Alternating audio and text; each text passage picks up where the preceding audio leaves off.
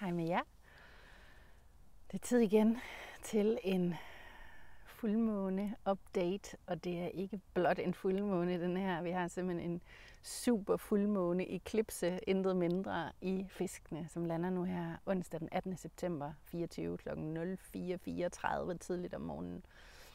Den lander i Fiskene, som sagt, og det er sådan set lige meget, om vi kigger på det fra øst eller vest. Fra vestlig astrologi, så lander den på 25,4 grader, og fra øst på 1,28 grader stadigvæk i Fiskene. Jeg vil pille det ned på jorden, prøve at hive det lidt fra hinanden, prøve at forklare, hvad pokker det er, der foregår lige nu, for det er godt nok intenst. Ved, at det her det er blot et udtryk for min sandhed og for alt, hvad der strømmer igennem mig. Så mærk altid efter, hvad der er til dig. Tag, hvad du kan bruge. Lad resten ligge. Og jeg kan mærke, at jeg skal sende den her video ud på YouTube ud på den store kanal, og ikke kun inde i vores community-landsby, fordi der er så stort et skift lige nu, og jeg kan mærke, at der er rigtig mange mennesker derude, der faktisk har det svært i øjeblikket, og som søger en eller anden form for mening med galskab med, hvad pokker er det, der foregår. Så jeg vil gøre mit bedste for at prøve at give mit bud på, hvad pokker det er, der foregår, og så ser vi, hvordan det kommer igennem. Hvis ikke du er stødt på mig før, så er mit navn Freja Millet, og jeg har kanalen her Indre Sandhed, og har snart formidlet de her updates i 4 år til hver eneste nymåne og fuldmåne.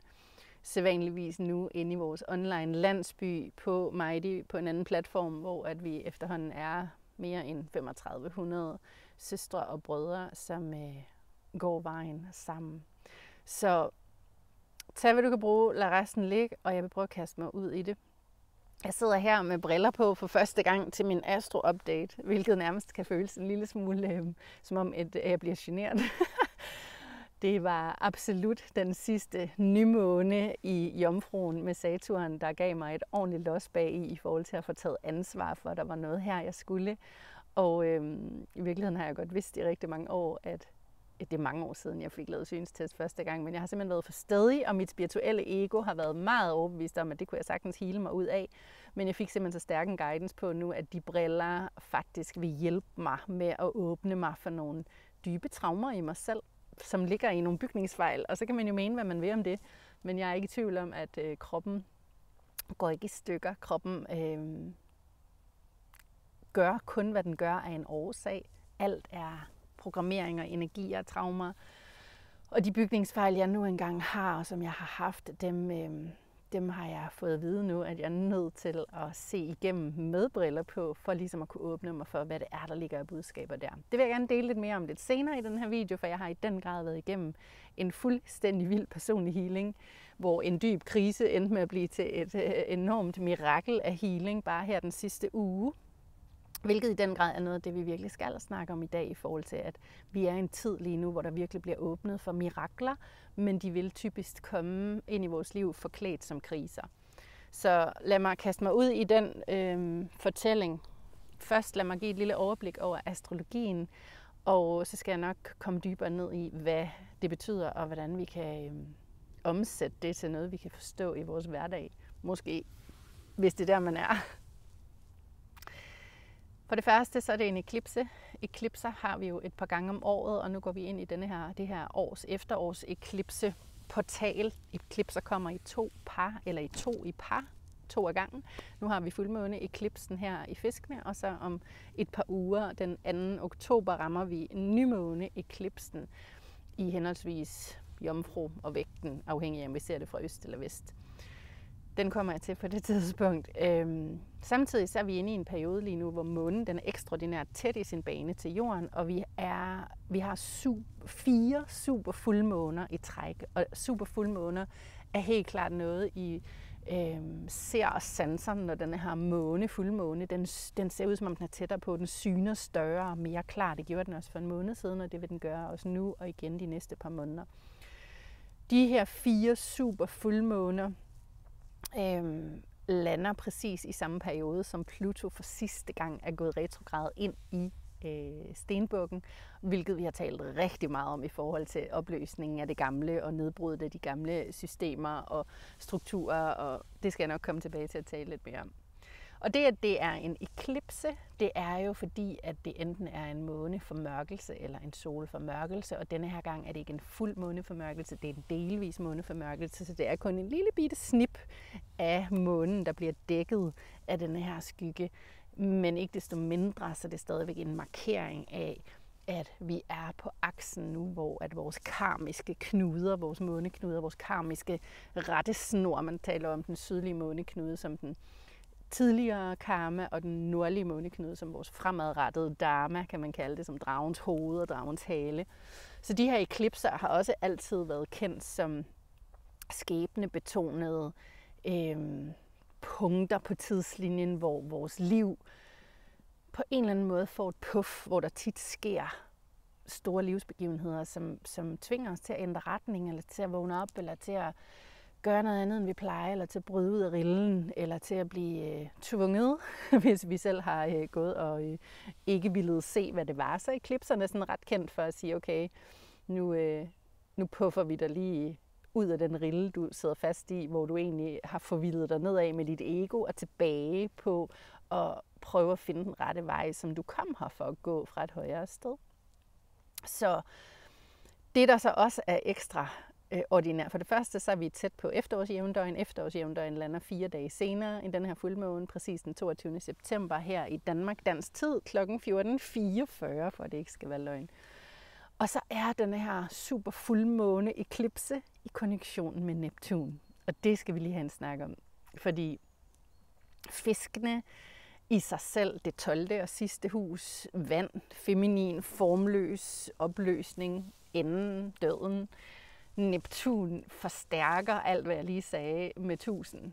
Altså, fordi Neptun er forbundet med det store kosmiske hav, og den ypperste formløshed og oneness, og alt andet end tredimensionel. Altså, når vi snakker 3D og stenbuk og Pluto og Saturn og sådan noget, men når vi snakker Neptun, så bliver vi blæst ud af den tredimensionelle form og ud i at skulle til at lære at navigere i noget, der er meget svært at give en retning og en form, fordi det er på ingen måde logisk, det er på ingen måde lineært, det er,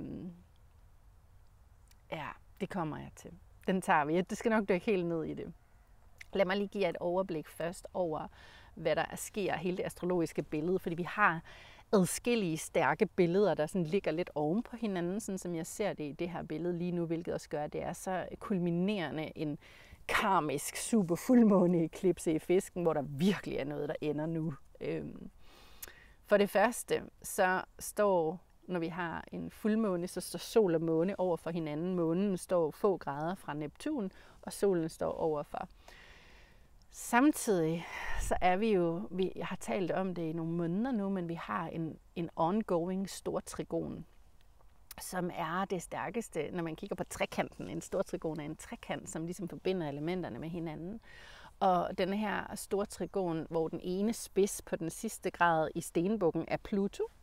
Den anden spids på den her trekant, der har vi Uranus, som er i de sidste grader af Tyren. Og så over til det sidste jordtegn, Jomfruen, som har været lidt forskellige planeter, der har gået igennem. Men lige nu er det solen, der holder den tredje spids, og ganske tæt derpå, lige ind over kanten til vægten, der har vi så den sydlige måneknude. Det, der så særligt, det er, at hvis I kan forestille jer den her store trekant, så imellem Uranus og Pluto, der bliver der dannet en mindre trekant i en spids ud til Neptun. Så Neptun, det bliver nærmest sådan en diamantform af en stor trekant og en lille trekant på en enorm smuk geometrisk figur. Hvis I ser denne her video inde i landsbyen, så poster jeg billedet af det her nedenunder, så I kan se det. Men denne her minor trigon, som det hedder, imellem Pluto, Uranus og Neptun, er virkelig en størrelse, jeg lige kommer til at skulle pille lidt fra hinanden og snakke ind i, fordi det er yderst exceptionelt, det billede, det danner, og det er en energi, vi har nu i de næste par måneder, frem til at Pluto bevæger sig ud af stenbukken igen i den 19. november. Så jeg kommer lige tilbage til den, fordi det er en vild energi, altså virkelig også noget af det, der er med til det. Men bare for at sige, at denne her stortrigon og den her minor trigon er en del af hele billedet lige nu med den her super fuldmåne-eklipse. Samtidig så har vi Mars, som jo er i Krebsen. Jeg har lige lavet en video inde i landsbyen omkring Mars' rejse det næste år faktisk, fordi den er meget særlig. Mars har en retrograd foran sig og kommer til at opholde sig i rigtig lang tid i henholdsvis Krebsen og Løven. Kun i 2 tegn, så det er et meget begrænset område af himlen, Mars kommer til at bevæge sig på inden for de næste par år, og det betyder også, at det er et meget begrænset livstema-område for os hver især, at Mars lægger sin energi. Hvis I er nysgerrige på den, så kan I også finde den video inde i landsbyen, hvor den ligger inde under mine astrovideoer til fri afbenyttelse for alle. Men lige nu, præcis på denne her super fuldmåne, der står Mars direkte i et spændingsfelt imellem de 2 måneknuder, syd og nord. Den sydlige måneknude i vægten, den nordlige måneknude i vædderen, og så direkte i et spændingsfelt 90 grader imellem dem hver især, der står Mars. Det har i den grad noget at sige om, at Mars står for nogle valg. Vores indre maskuline energi af at sætte en retning, som kan være ekstremt svært lige nu, når vi har så meget fiske- og Neptun-energi. Det er afgørende, hvilken retning vi sætter. Det er afgørende lige nu. Det er skæbnevalg. Altså det er vigtigt. Det er sindssygt vigtigt. Det kommer jeg også lige tilbage til, når nu vi binder alle trådene sammen. Nu giver jeg jer bare lige overblikket. Så har vi Venus. Venus, hun står lige nu med den her fuldmåne direkte i en opposition over for Chiron og Aries. Venus i vægten og Chiron overfor og Aries i vædderen. Og så står Venus samtidig i en trigon og et positivt aspekt til Jupiter. Så man kan sige, at Mars er en lille smule udfordret og presset på at tage de rigtige valg. Venus, hun bliver vildt ekspanderet af Jupiter og står enormt stærkt, det feminine, og direkte i en opposition til Chiron, vores indre sorg. Så der er så meget healing, og der er så meget indre barnarbejde lige for tiden. Måske I også har lagt mærke til bare de sidste par uger, hvordan både jeg selv og rigtig mange, jeg er i kontakt med, oplever det her med, at vilde, gamle indre barn, temaer, mønstre, traumer, ting vi troede, vi havde afsluttet at arbejde med. Det er som om det hele kommer bare op til overfladen lige nu. Alt bliver hvirvlet op. Gammelt støv, vi troede, der havde lagt sig for længst, kommer lige pludselig op igen. Og det er simpelthen, fordi vi står i den her enorme, endekulminerende finale, mestringseksamens, og ikke engang en eksamen, fordi det er sådan en følelse af, at vi har bestået den. Det er ikke, fordi vi bliver testet lige nu, men det er lidt ligesom, at når man...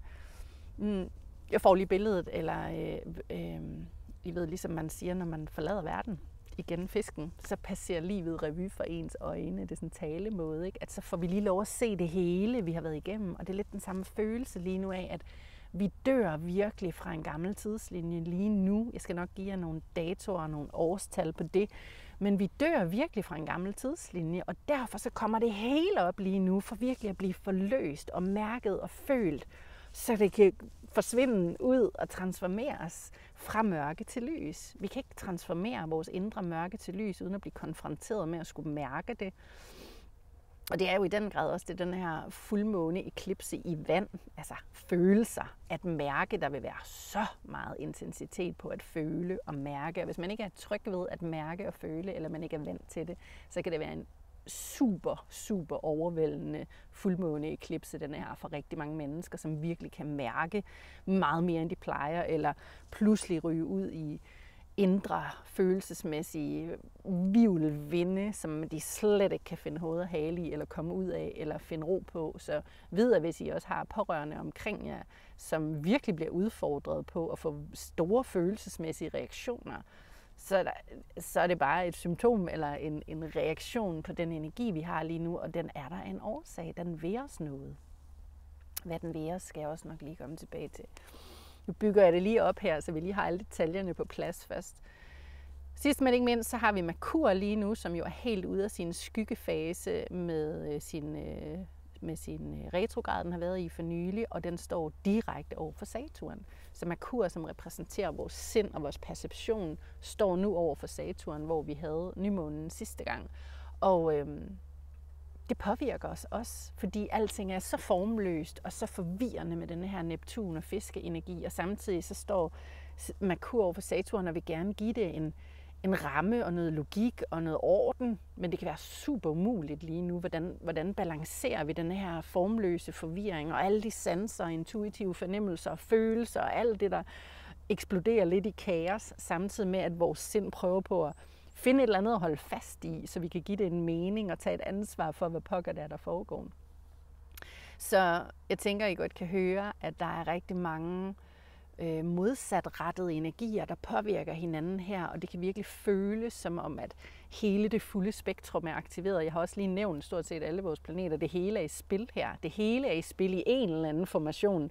Så det kan også være sådan en følelse af, at alle oktaver inde i os selv bliver slået an, og det hele er på arbejde, og det hele er på en eller anden måde i røre, og vores opgave er egentlig bare at tillade det at ske. Det er virkelig det eneste, vi skal tillade det at ske. Og så kan vi prøve at bringe lidt bevidsthed med ind i det. Så hvis nu vi lige skal prøve at dykke ned i denne her fisk, og forstå den arketype.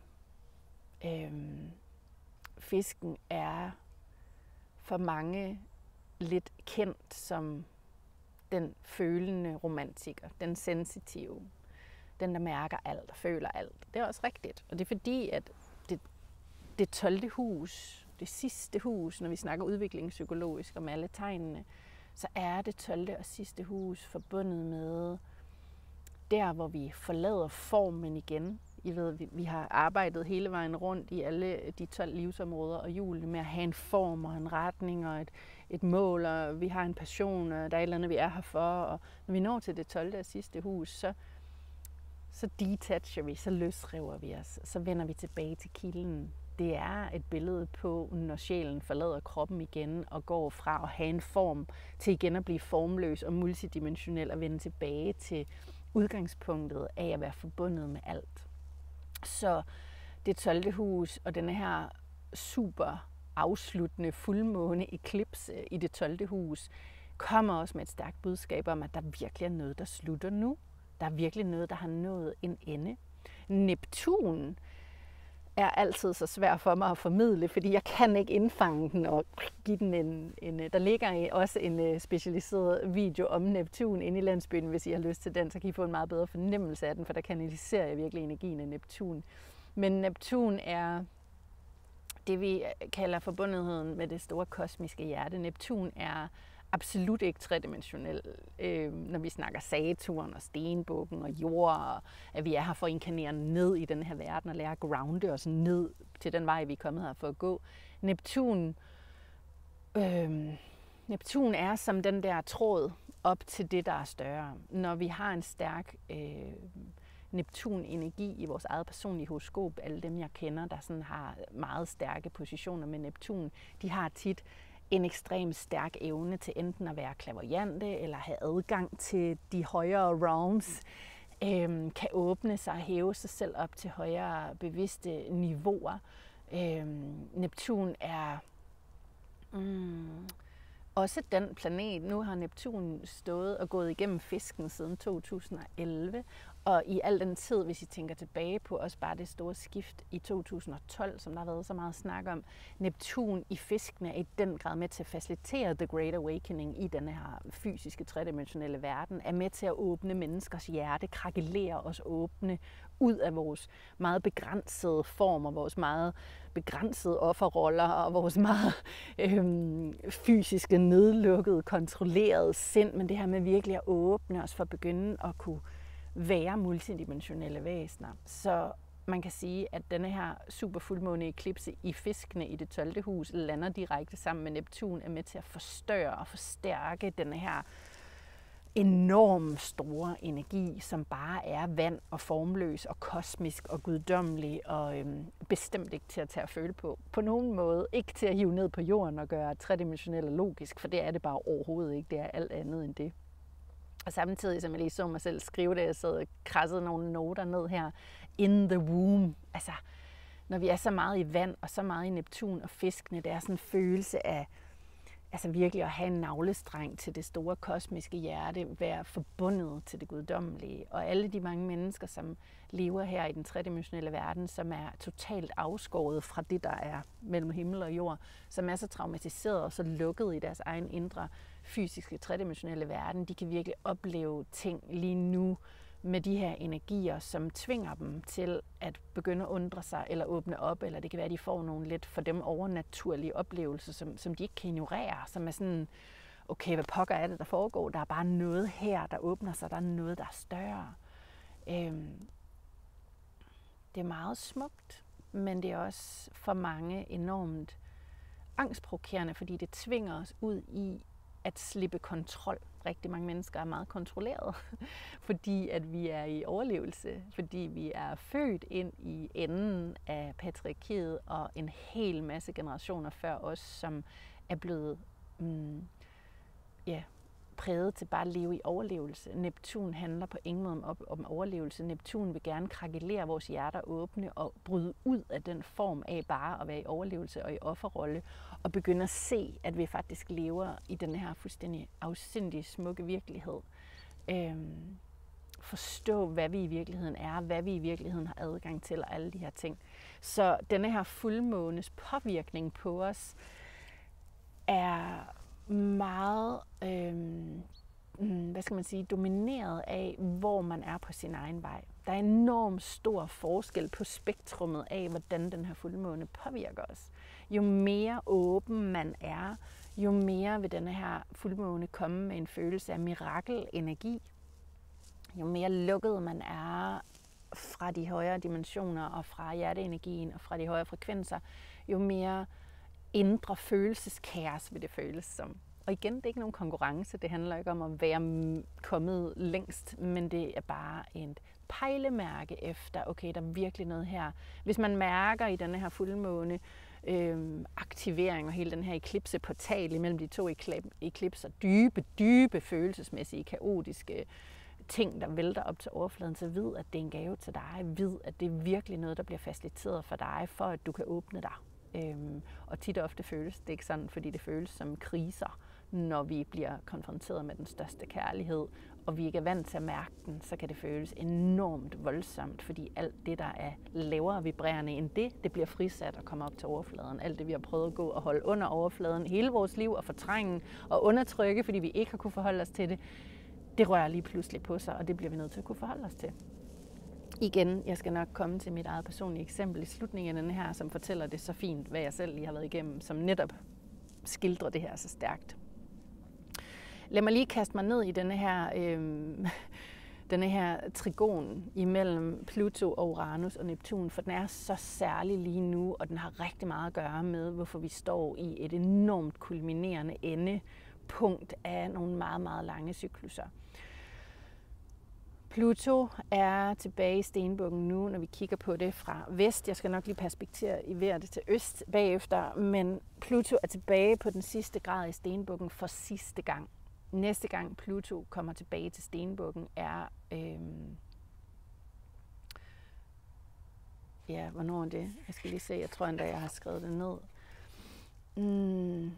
2254. Så der er lang tid til Pluto kommer tilbage. Det vil sige, at Pluto er på den sidste grad af stenbukken for sidste gang i vores liv. Sidste gang, når vi kigger på det fra vest. Samtidig så er Neptun på de sidste grader af fisken og kommer til at opholde sig der nu her ind i foråret 2025 og begynder så på sin rejse af at forlade fisken. Næste gang Neptun kommer tilbage, og det har jeg ikke skrevet ned, men der er også en lang cyklus der. Og så har vi Uranus, som har stået i Tyren siden 2018. Pluto nu har stået i stenbukken siden 2008. Neptun har stået i fisken siden 2011, og Uranus har stået i Tyren siden 2018. Og kommer også til i foråret snart at bevæge sig ind over tærsklen til tvillingen.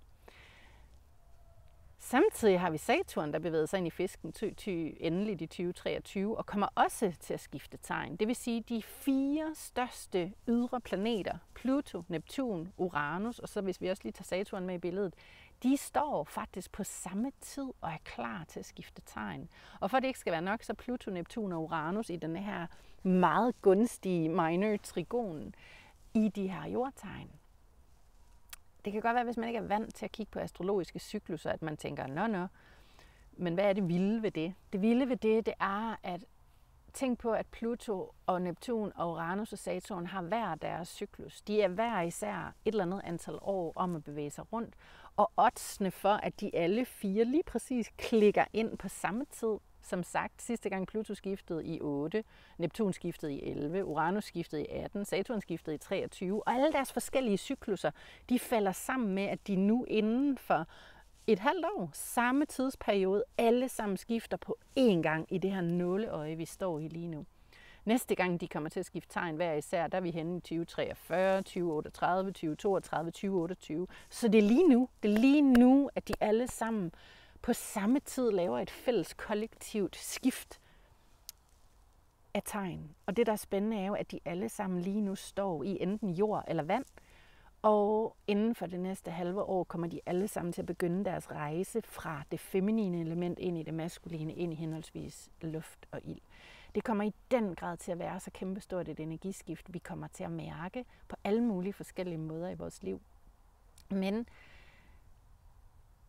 hvis vi skal zoome ind på, at lige nu med denne her fuldmåne-eklipse og frem til i hvert fald slutningen af november, mens de her superfuldmåner foregår, der er den her minor trigon i blandt de her 3 ongoing, den står der bare, og det er totalt som en portal og en åbning. Man kan sige, at alle de livstemaer, der er blevet påbegyndt i dit liv, du kan prøve at kigge tilbage, 2008, hvilke temaer, hvis du tænker over det, har udspillet sig i al den tid, Pluto har været i stenbukken. Neptun siden 2011, Uranus siden 2018. Der er en hel masse forskellige ting, der har udspillet sig.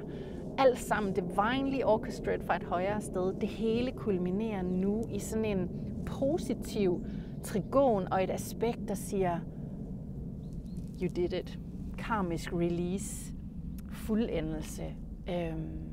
Ting, vi måske mønstre i vores liv, vi ikke engang har troet, vi nogensinde skulle slippe af med, fordi vi lidt bare er kommet dertil, om sådan er jeg jo nok bare, som ender nu. Det er simpelthen så stort et indre identitetsskift i os alle sammen indefra og ud, der bliver faciliteret lige nu, hvor rigtig mange oplever det her lige nu med at føle, at jeg er virkelig ved at blive til en anden. Det er sådan en, det føles simpelthen, og igen tilbage til metamorfose, som jeg talte om på den sidste store video, jeg lagde ud på YouTube. Vi er i gang med at blive transformeret fra denne her larve. Vi gennemtransformeres på celleplan til at blive til et andet væsen. Og det sker nu. Rigtig, rigtig mange oplever det.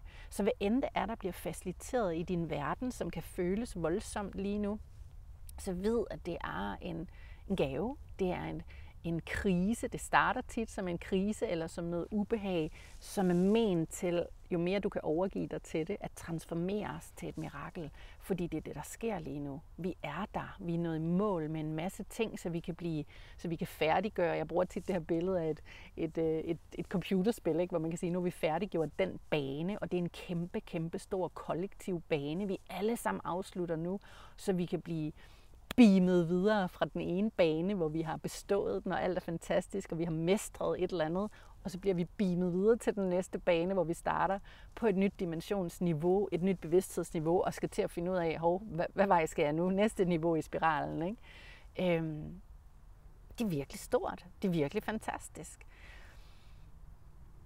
Og denne her, altså ordet mirakler, det bliver ved med at komme ind, når jeg sidder og tuner ind i det. Det her med, at rigtig mange vil virkelig opleve mirakler, men det er så uforstående, vilde ting, der sker, så vi kan have svært ved at fatte det og begribe det, og sindet vil prøve på at rationalisere det og hive det ned på jorden. Og lige nu er åbningen til alt det her virkelig at lade være med at prøve at rationalisere det og hive det ned på jorden, men tillade mirakler at ske, tillade uforklarlige ting at ske, tillade dig at begynde at åbne din perception og dit sanseapparat for, at livet er faktisk så meget vildere, end vi nogensinde havde troet. Igen, jeg skal nok komme tilbage til mit eget personlige eksempel her om lidt. Det, som I kan kigge tilbage på også er i perioden omkring 2012 til 2015, der havde Pluto og Uranus deres første kvadratspændingsfelt i den cyklus, de har nu. Deres cyklus startede med deres konjunktion tilbage i 1965-1966, og de bevæger sig altså temmelig langsomt, de to. Så i 2012 til 2015, der havde de 7 gange et hit på deres kvadratspændingsfelt.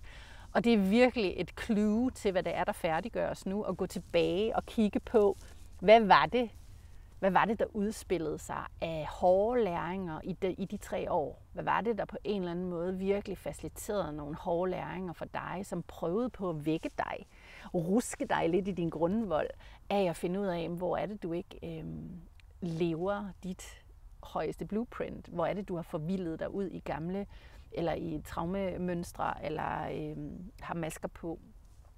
For mig, når jeg tænker tilbage på det, har det 100% været relationelt, men jeg er også både vægt og vædder, og arbejder meget på den akse, og lige præcis i den årrække fra 12 til 15, der var jeg virkelig, der rodede jeg mig virkelig ud i et dybt usundt, dysfunktionelt relationseventyr. Og det er 100% alignet med nu, hvor jeg får så mange tegn lige nu på, at noget af det, der virkelig slutter for mig lige nu, det er min codependency. Altså jeg er virkelig ved at mestre og bestå den test af at bryde ud af den. Og for alvor få så mange tegn på, at jeg faktisk er ved at have arbejdet mig igennem den. Det er stort. Så virkelig gå tilbage og tænk, virkelig prøv lige at sidde med det. Sige, hvad var det egentlig, livet faciliterede for mig af de der lidt hårde ting, når vi snakker Pluto og Uranus. Hårde læringer, som du har slået dig lidt på fra 2012 til 2015, og vid, at det er klart en ledetråd til, hvad det er, der åbner sig nu med Neptun, sammen med de her 2 herrer, Pluto og Uranus. Nu er Neptun med ind i billedet, og den her fiske nye måne åbner for hjertet, åbner for kærligheden, åbner for miraklerne af, at du har bestået en eller anden sjælelig mission, du er kommet her på, og har med vilje været igennem og taget, fordi det var det, du kom her for. Nu er du ved at bestå og kan sætte flueben ved den, og så kommer du videre til noget nyt, nye læringer. Spændende er også, at om cirka 8 måneder, eller man kan sige, jeg kan lige starte med at sige, til januar, der skifter måneknuderne akse. De er stadigvæk nu i vægten af vædderen, men til januar, der skifter de ind. De er altid 1,5 år på en akse, så nu har vi snart været færdige. Vi er snart kommet igennem den akse, der hedder vægten af vædderen. Og til januar, der flytter de ind på den akse, der hedder fisken og jomfruen, det næste 1,5 år frem. Og cirka om 8 måneder fra nu, der kommer den nordlige måneknude til at ramme det her punkt i fisken, hvor vi har den her eklipse nu. Og det kommer til at blive sådan en, det kan som om alt det, der sker lige nu, alt det, der kulminerer nu, alt det, der bliver afsluttet nu, og dermed også bliver igangsat for os. Enhver afslutning er jo også en ny begyndelse. Der kommer vi helt klart til at blive konfronteret med det igen om 8 måneder, når den nordlige måneknude kommer til at stå på den her grad i længere tid. Og det er sjovt, fordi når jeg kigger 8 måneder frem, astrologisk, så ser verden helt anderledes ud. Alle de store planeter, jeg lige fortalte jer om før, de har skiftet tegn.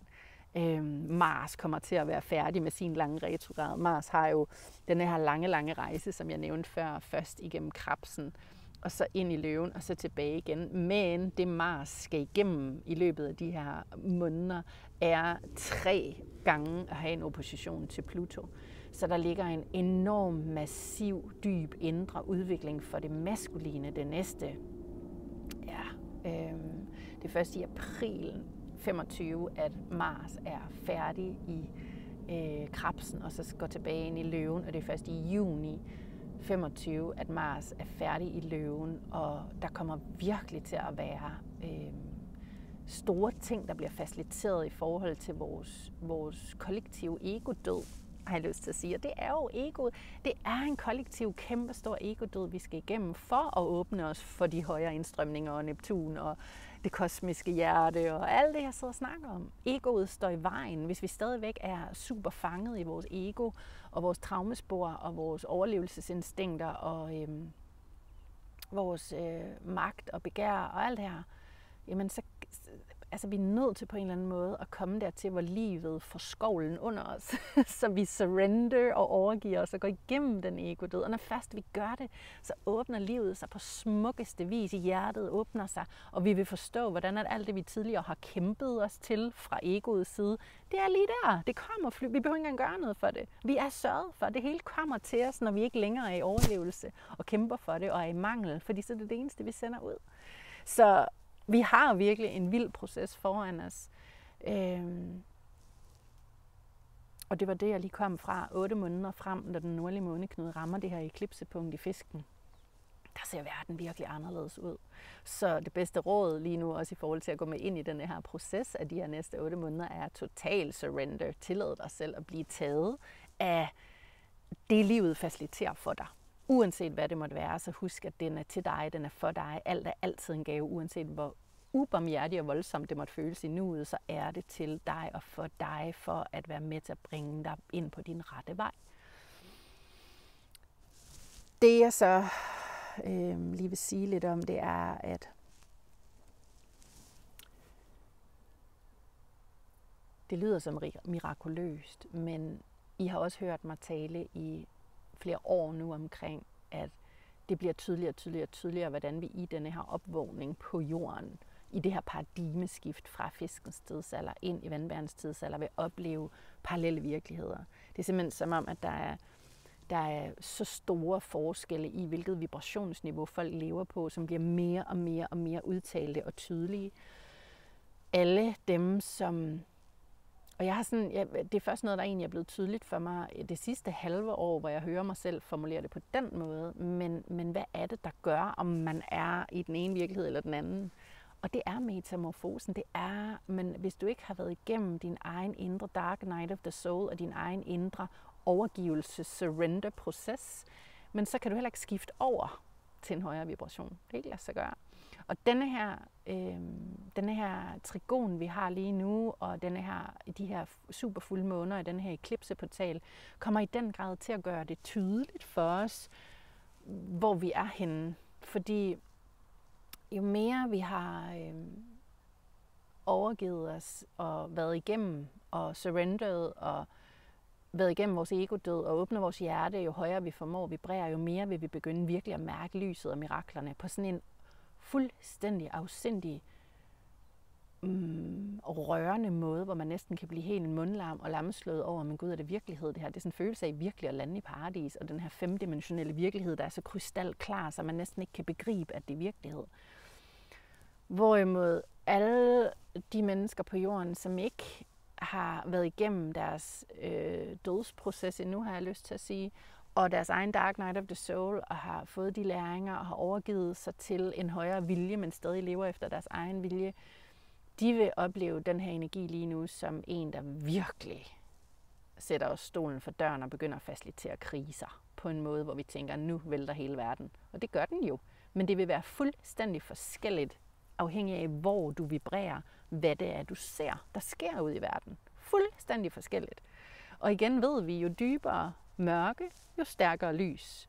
Så de her 2 parallelle virkeligheder er også med til at skabe det her spændingsfelt og det her spektrum imellem lyset og mørket. Og vi er en masse mennesker, der holder polerne i hver sin side. Og alle os, der netop holder lyset og føler den her mirakelenergi, vi kan stadigvæk få den her trang til at redde alle de andre. Men så sænker vi vibrationen tilbage, redder og fikser.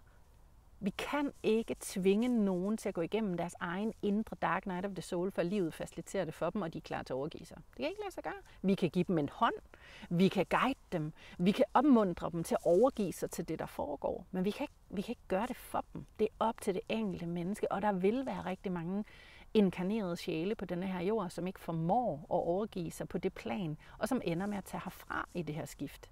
Der er rigtig mange mennesker, der kommer til at tage herfra, og der kommer til at være noget, der faciliterer det. Hvad end det så måtte være, men der kommer til at ske nogle ting i verden, som faciliterer, at vi igen på et meget tredimensionelt menneskeligt niveau vil opleve, at mange mennesker tager herfra, og det er enormt tragisk. Men hvis vi ser på det fra et højere niveau, så er det også en masse sjæle, der selv har valgt at tage den opgave for at facilitere det store skel imellem mørket og lyset. det er præcis som det skal være, selvom det kan lyde så voldsomt at kigge på det på den måde. Og vi kan ikke andet end at vende blikket indad og ind i vores egen navle, og så sige, okay, jeg kan koncentrere mig om at ændre min egen indre verden, fordi så ændrer den ydre verden sig. Hvis vi render rundt og prøver på at ændre verden uden for os selv, fordi så tror vi, at alting bliver meget bedre, og så kan vi bedre holde ud at være her, jamen så har vi misforstået, hvad det hele handler om, fordi den ydre verden er stadigvæk en projektion af den indre verden, og der er ikke to af os, der ser det samme i den ydre verden, fordi den er en direkte afspejling af hver vores indre verden. Så hvis vi virkelig gerne vil se den ydre verden forandre sig, så er vi nødt til at kigge indad, og det ved vi godt. Alt det der, det ved vi godt, alle os, der arbejder med selvudvikling. Men en ting er at vide det, noget andet er for alvor at begynde at gøre det på et endnu dybere niveau, end vi nogensinde har gjort før. Og det kommer den her superfuldmåne til at facilitere for os.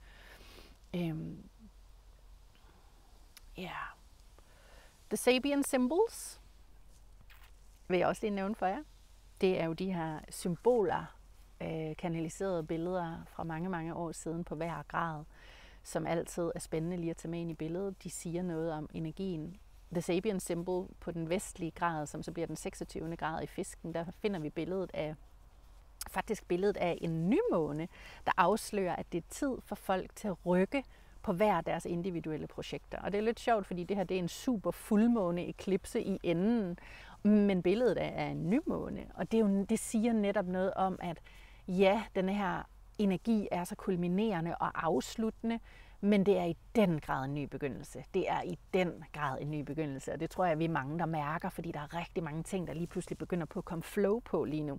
Og det er også det, der står, når man læser ned i det her symbol, at det handler om den dybere evne til at kunne se og acceptere, hvornår det er tid til at rykke på sin impuls. Og som der står, at vi hver især rykker på vores individuelle projekter. Det betyder også, at vi ikke kan have hensynsbetændelse eller codependency og I ved, jeg vil kun, hvis den person også vil. Men hvad nu, hvis I har 2 forskellige blueprints og 2 forskellige sjælsmissioner og 2 forskellige veje at gå? Vi bliver virkelig bedt om lige nu hver især at være tro mod det, der brænder i os. Og det vil betyde, at der er rigtig mange mennesker, vi er nødt til på en eller anden måde at ønske det bedste, og så gå på hver vores sti. Det kan være, at vores sti er mødes senere igen. Det må vi jo så have tillid til, at alt, hvad der er til os og ment til at være i vores verden, det vil altid vende tilbage til os. Vi behøver ikke at holde fast i det. Så der er også rigtig mange, der bryder lige for tiden. Der er mange relationer, der går i stykker, eller stopper simpelthen, fordi den kontrakt er udløbet, og vi er nødt til at give slip nu for at være tro mod os selv hver især. Ja, og som der også står i det her symbol, ikke alle vil reagere ens, og der har vi igen den her parallelle virkelighed, ikke? At helt afhængig af, hvor du er med dig selv bevidsthedsmæssigt, vil du se, hvad denne her igangsættelse af det nye vil dig, og så har vi tillid til, at i dyb dedikation til vores højeste vej, og gå med det. Dem, som ikke tør det, eller er klar til det, eller ser det, eller kommer til at rationalisere sig igennem det, kommer ikke til at følge deres egen højeste vej, fordi så prøver man at analysere sig og lægge ned i planer for, så vil egoet prøve på at bevare det, vi gerne vil have kontrol over, og så rammer vi stadigvæk bare panden mod en mur. Det kan ikke lade sig gøre. The Sabian Symbol på den østlige astrologiske grad, den anden grad, er simpelthen billedet af et egern, der gemmer sig fra jægere. Et meget interessant billede, fordi i virkeligheden er der en meget enslignende lyd med det andet billede. Som der står, det handler om at kunne sanse, hvornår vi skal stoppe og hvornår vi skal fortsætte. Og der står også, at det kan handle om, at man er i alarmberedskab, at man fornemmer, der er aggression i luften, og man kan blive utryg. Men det handler om at finde sin egen vej igennem det, og som jeg sad sådan og mærkede ind i, så det er jo netop det der med, jamen et egern er ikke nødvendigvis bange for jægere. Det er bare deres instinkt. Det er bare deres snilde, der gør, at de tænker, jeg gemmer mig lige indtil de er væk. Jeg venter lige et øjeblik, fordi det er ikke så smart at gå ud lige nu. Det betyder ikke, at de sidder og ryster og er helt vildt bange og har katastrofetanker om, hvad der kommer til at ske, hvis jægeren ser dem. Der er de slet ikke. De er bare instinktive. Ups, der kommer lige nogen. Jeg kravler lige ind og gemmer mig lige om lidt, når de er væk, så kan jeg fortsætte. Det er lidt det samme, vi skal lære. Det er det, den her fuldmåne også kommer og siger til os. Der kommer til at ske så mange ting. Der er så meget kaos på vej i den her verden. Og det handler ikke om at gå i angst over det, eller forestille os det værste. Det handler bare om at spille vores kort rigtigt, og mærke efter hele tiden intuitivt sansende, som et hvert dyr er, uden at overtænke noget. jeg kravler lige herind og gemmer mig til den her storm overstået, og så kan jeg fortsætte. Eller her gør jeg ikke lige så meget opmærksom på mig selv, fordi de kan ikke høre, hvad jeg siger. Her kan jeg tale og fortsætte. I ved, det der med virkelig at begynde at være tro mod at navigere der, hvor verden åbner sig for dig, og lad være med at prøve på at banke døre ind der, hvor verden ikke åbner sig for dig. Acceptere, at vi er så guidet, og energi lyver aldrig. Og så finder vi vores mest direkte vej, fordi vi er så mega guidet og sørget for at holde af og holde om. Og det vil jeg rigtig gerne lige dele min egen oplevelse med. Lad os komme der til. Jeg kan se, at tiden flyver helt vildt. Den bliver lidt lang, den her video. Det må I bære over med. Jeg vil rigtig gerne dele min egen sidste uges tid med jer, og det vil jeg, fordi at det har været så vild en oplevelse, og det understreger så stærkt for mig, hvad det her det handler om, fordi jeg virkelig har haft en oplevelse, som er out of this world, har jeg lyst til at sige. Jeg skal prøve at gøre det kort, men der er en del sløjfer, jeg lige skal omkring for at binde hele det billede sammen, jeg gerne vil vise jer. For det første, så lad mig egentlig bare fortælle det, som det nu engang har udspillet sig. Det startede for knap en uge siden, at der er ikke engang gået en hel uge, men det starter simpelthen med, at jeg vågner en nat, midt om natten, af en lugt. Jeg vågner med en enorm skarp lugt i næsen, og jeg vågner op og tænker, hvad pokker er det? Altså, I ved, lige den der sådan alarm, sådan, hvad er det, der lugter? Sådan er alt, som det skal være. Og jeg står endda ud af sengen og går ind i stuen, og jeg sådan, kan simpelthen ikke finde ud af, hvor den kommer fra. Og jeg prøver sådan at finde ud af, hvad det er for en lugt, og det er sådan metallisk. Det er en metallisk lugt, og den er så stærk i min næse. Og I ved, jeg kender jo godt det der med, når man nogle gange lige pludselig kan mærke en bevidsthed fra en anden tidslinje, eller en afdød komme ind i rummet. Det er tit lugte og sanser. Så jeg tænker på det tidspunkt, det må være noget fra en anden. Det må være noget bag sløret, jeg kan mærke, men jeg vidste ikke, hvad det var. Og jeg gik i seng igen, og næste morgen jeg vågner, så er der ikke noget. Og så, du ved, det er så stærk en oplevelse, så jeg endda nævner det lige for min kæreste og for min veninde den dag. Jeg siger, hvad pokker en mærkelig oplevelse, jeg havde i nat med den lugt her. Og så i løbet af de næste par dage, så får min hund, hun er ikke helt sig selv, og hun får dårlig mave, og jeg begynder at holde lidt øje med hende. Jeg tænker, jeg ved, hvad der er med hende. Og så her torsdag nat, der kan jeg godt mærke, at der er noget på vej med hende, og jeg er sådan lidt mere i alarmberedskab for lige at lytte til hende om natten og sådan noget.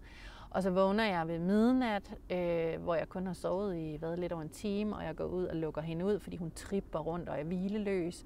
Og så står jeg lige i døren til haven og kigger op i himlen, mens jeg venter på, at hun kommer ind igen. Og der er den vildeste smukke stjernehimmel. Det er sådan helt overnaturligt smukt, og så kommer der det smukkeste stjerneskud lige hen for næsen af mig, og jeg kan huske, at jeg står og tænker, wow. Altså, og i stedet for sådan at tænke, jeg må ønske noget nu, for det er det, jeg har lært, så kan jeg huske, at jeg havde den der følelse af, at jeg ved, hvad det ville fortælle mig. Som om der er allerede nogen, der prøver på at forsikre mig om, at alt er godt. Så går vi ind i seng igen, og der går kun et par timer, og jeg sover ikke ret meget, fordi jeg har total stress i mit system, og jeg aner ikke hvorfor. Jeg kan simpelthen mærke noget er på vej, og det begynder at ringe i mine ører, og min krop er utryg og ustresset, og aner ikke, hvad det er. Og så har jeg alligevel ligget og blundet lidt, og så vågner jeg ved 2-tiden ved, at min hund springer ud i stuen og løber mod døren, kan jeg høre. Og jeg er ret hurtigt efter hende, men døren er jo lukket, så det ender med, at det syn, der møder mig, er vitterligt blod i hele stuen. Og lige der, jeg tror godt, I kan forestille jer, oh shit, når der kommer blod ud af begge ender på ens dyr, ens hund, så ved vi godt, at der er et eller andet helt galt. Det er ikke godt, vel? Men jeg har været igennem så meget krise i mit liv, så jeg tager lige præcis i sådan nogle situationer, så bliver jeg ekstremt fattet og enormt rolig. Så jeg får lige taget det værste af de hvide tæpper, hvilket heldigvis lykkes, og så får jeg ringet til dyrehospitalet, natvagtlægen, og hun fortæller mig jo, at jeg skal være opmærksom på, at når det er nattakst, så det er rigtig, rigtig dyrt at begynde at køre ind, og jeg var sådan, det kan godt være, men jeg har en forsikring, og min hund skal have hjælp nu. Så vi kører afsted der lidt over 2 om natten ind til dyrehospitalet, til vagtlægen der om natten, og hun kommer ind til undersøgelse, vi kommer ind i et konsultationsrum, hvor at jeg lægger mærke til, vi kommer til at sidde der i flere timer, og hun får drop, og hun er meget bleg og afkræftet, men hendes blodprøver er faktisk fine. Hun har ikke sådan vilde udslag endnu, men dyrlægen bliver også bekymret, fordi hun er klart afkræftet og har ikke spist noget i over et døgn og sådan noget. Så de vil rigtig gerne indlægge hende, og imens jeg sidder der i flere timer med hende på gulvet, der kan jeg jo ikke lade være med at lægge mærke til, at uret, som hænger inde i det her rum, det går forkert. Først så blev jeg forvirret, fordi jeg kunne ikke lige forstå det, men det var faktisk 3 kvarter foran. Så tiden gik for hurtigt. Og mens jeg så sidder der til sidst, inden at jeg ligesom forbereder mig på at skulle forlade hende, og hun har aldrig været indlagt før, men jeg er jo vokset op med en mor, der har været indlagt hele mit liv, så det går ind og prikker til nogle erindringer i mig. Så der bliver jeg bekymret. Der kan jeg godt mærke, at det her det er faktisk ikke ret godt. Jeg kan mærke den der sådan krisefølelse af, at nu er der virkelig noget på vej, som kommer til at blive voldsomt. Og jeg mærker følelsen af, Gud, skal jeg nu miste min hund? Skal hun til at dø nu? Og det behøver man jo slet ikke at tænke på det tidspunkt, men fordi jeg har levet på kanten af og været ved at miste min mor hele mit liv, hun har været ind og ud af hospitaler hele mit liv, så det er det, der bliver aktiveret i mig som det første. Og der går det faktisk op for mig, mens jeg sidder der på gulvet, der begynder jeg at sidde og græde og tænke, Gud, fordi mit dybeste sorg og tema i mit liv er, fordi min mor har været ved at dø fra mig så mange gange, så da jeg var kun 13 år gammel, der endte det med et enormt traume, hvor jeg faktisk til sidst ønskede hende død, og det gjorde jeg jo ikke, men der var noget i mig, der ikke kunne rumme at stå på den kant af død og liv og uvished længere, så jeg kom dertil, hvor jeg til sidst bare tænkte, kan I ikke bare tage hende, kan vi ikke bare få det overstået, fordi jeg kan ikke længere gå rundt i den her spændingstilstand, jeg har været i hele mit liv. Og der gik det op for mig, da jeg sad der med min hund midt om natten, nej, jeg ønsker hende faktisk ikke død, jeg ønsker faktisk tilknytning frem for adskillelse, og det var som om, der var noget, der klikkede ind i mig, et dybt traume lige der. Så jeg forlader hende og afleverer hende og går ud i natten og sætter mig ind i min bil og bryder helt sammen, fordi jeg er totalt tilbage i mit barndomstema. Og da jeg så kører hjem, så kommer jeg hjem og vil gå i seng og prøve at få lidt søvn, og lægger mærke til, at klokken er 4:44. Der er 4-taller over det hele, og jeg tænker, for mig er det altid været forbundet med, okay, jeg er passet på. Det er sådan en engleenergi for mig, de der 4-taller. Men lige så snart jeg lukker øjnene og egentlig prøver på at sove, så bliver jeg blæst tilbage til det traume, jeg fik, da jeg var 13 år gammel. Fordi da jeg var 13 år gammel, der var det præcis den oplevelse, jeg fik, hvor jeg kommer hjem fra skole. Min mor, hun er ikke hjemme, hun er væk. Hun plejede ellers at være hjemme, fordi hun var syg. Og jeg finder et badeværelse med blod ud over det hele, og den der lugt, som jeg lugtede i min næse 3 dage før, der var det allerede gået i gang. 3 dage før, der kom den lugt, der advarede mig om, hvad det var, der var ved at blive åbnet på celleplan i mig, som ligger lagret så dybt.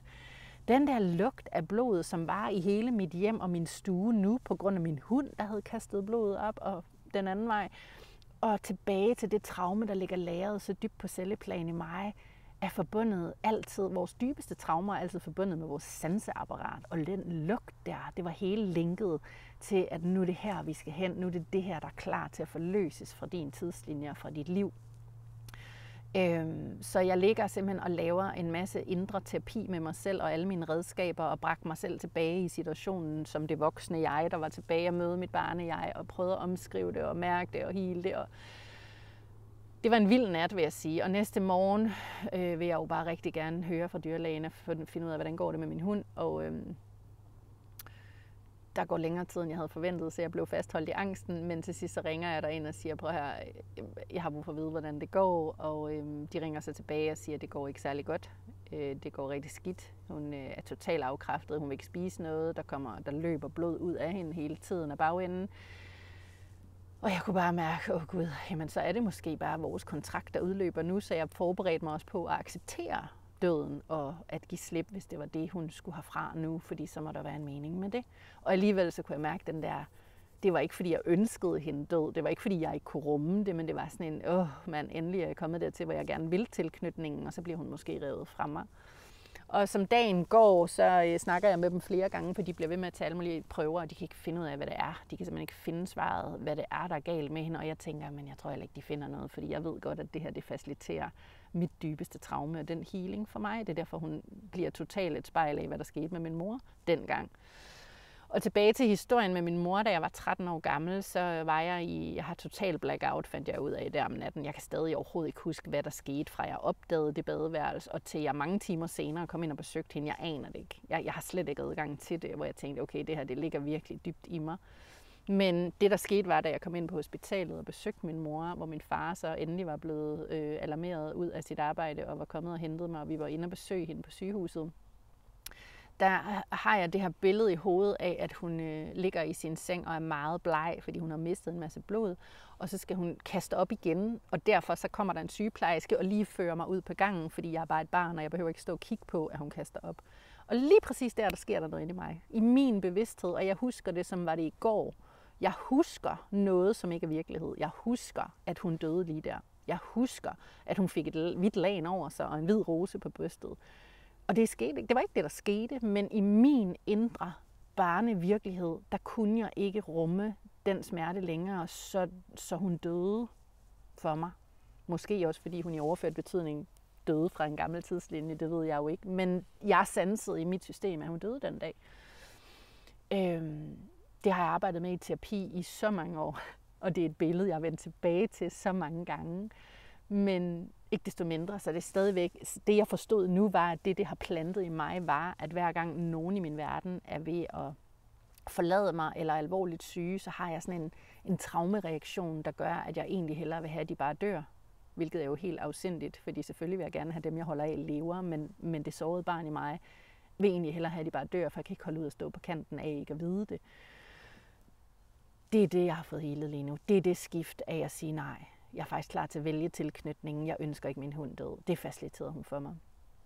Og da jeg så taler med dem i løbet af dagen, de her dyrlæger, så kan jeg godt høre på dem, at nu er hendes nye blodprøver dykket helt sindssygt. Hendes hvide blodlømmer har er blevet sendt ud i blodet, og der er kæmpe inflammation på vej, og hun er totalt i akut tilstand. Og jeg siger til dem, at jeg er nødt til at komme ind og se hende. Jeg kan simpelthen mærke, at jeg er nødt til at komme ind og se hende. Og de var sådan, nej, men det behøver du ikke, og det er ikke. Og siger, prøv at høre, jeg er nødt til at komme ind og se hende. Det kunne jeg bare mærke. Og så får jeg lov til at komme ind og besøge hende. Sjovt nok. 4, og 4-tallet igen. Så 4 kommer jeg ind og besøger hende og får lov at sidde med hende inde i et konsultationsrum. Og der kommer vi ind i et nyt konsultationsrum, et andet rum, end det jeg var i om natten. Og derinde lægger jeg nærmest som det første mærke til, at uret er gået i stå og er frosset. Det står simpelthen, det prøver sådan at tikke, det tikker, men det flytter sig ikke, og det står stille på 20 minutter i 10 om formiddagen, eller om natten, det ved jeg jo ikke, om aftenen. Men 20 minutter i 10, der står den bare frozen. Og det lægger jeg mærke til flere gange i den time, jeg sidder der. Og så kommer de med min hund. De bærer hende, hun har blæer på, pakket ind, fordi der løber blod ud af hende, og hun er lige blevet taget ud af droppet og bliver lagt ind til mig. Og jeg sidder med min hund, og så hører jeg bare mig selv helt intuitivt sige til, fordi der var også noget med hendes, det er jo tarmene, altså der sker jo noget i maven, når der kommer blod. Og jeg sagde til hende, ved du hvad, jeg kan godt forstå, at du ikke kan fordøje mere. Min hund er jo en rescue dog fra Bosnien, og hun har i den grad været et spejl for mig af mit eget indre angst, det skræmte barn.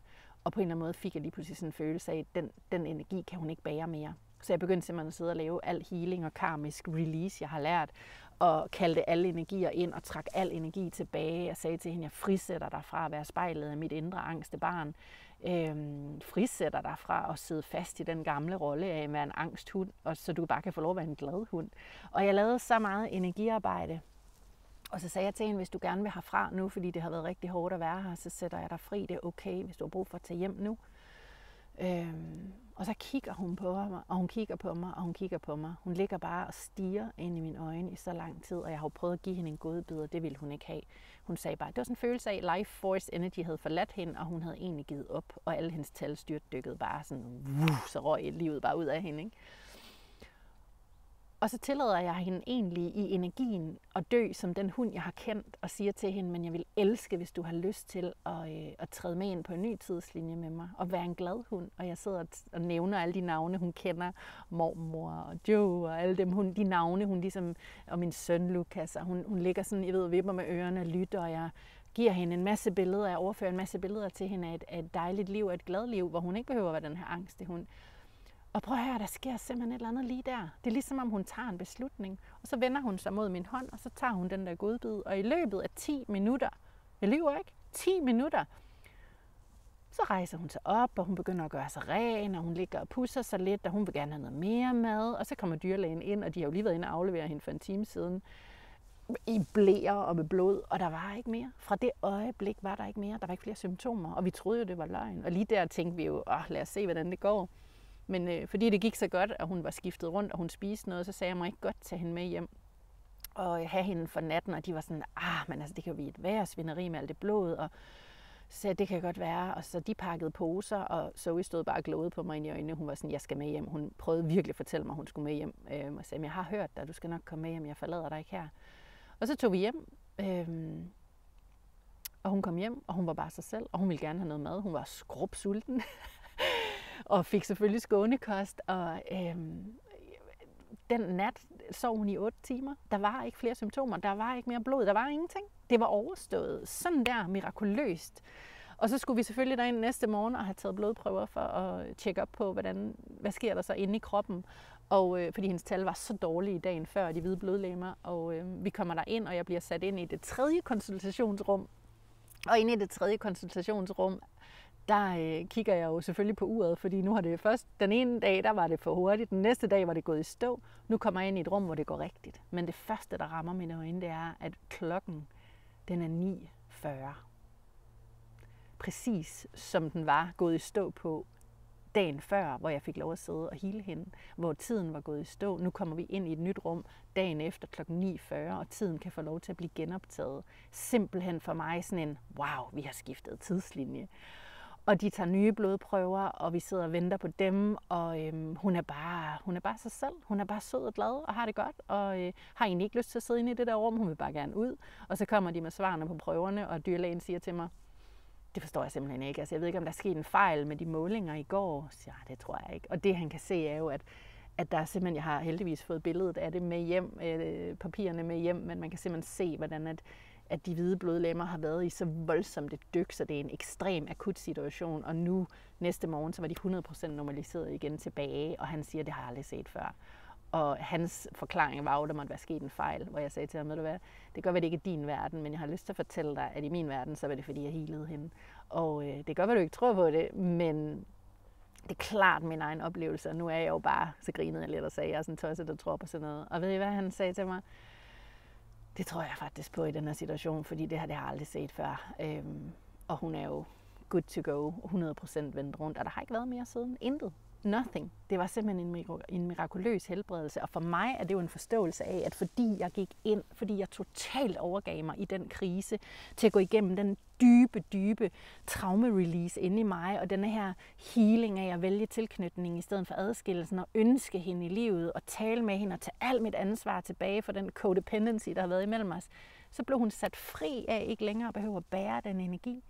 Og bum, så var energien vendt. Og der er ikke nogen fornuftig forklaring på det, når vi kigger videnskabeligt på det. Jeg går stadig rundt og er sådan lidt mundlarm, og jeg tænker, skete det virkelig? Og det her med regnbuer, som var tidligere på dagen inden stjerneskuddet, alle 4-tallerne, ugerne, der viser mig vejen. Det er simpelthen for mig sådan en klar oplevelse af, hvor sindssygt guidet jeg har været til at overgive mig. Det er som om, at alle støtter har været der og sagt, prøv at høre, nu skal du igennem noget, der er virkelig hårdt og virkelig ubehageligt, men vi har der hele vejen. Og alle de her tegn, jeg fik hele vejen, de hjalp mig simpelthen til at gå dybere ind i det. Og lige præcis der, så vender den her sindssyge krise sig til at blive et regulært mirakel. Og jeg er slet ikke i tvivl om, at hvis jeg ikke havde fanget den inde i mig, og havde insisteret på at komme derind, og havde lavet alt mit indre arbejde, så tror jeg vitterligt, hun var død nu.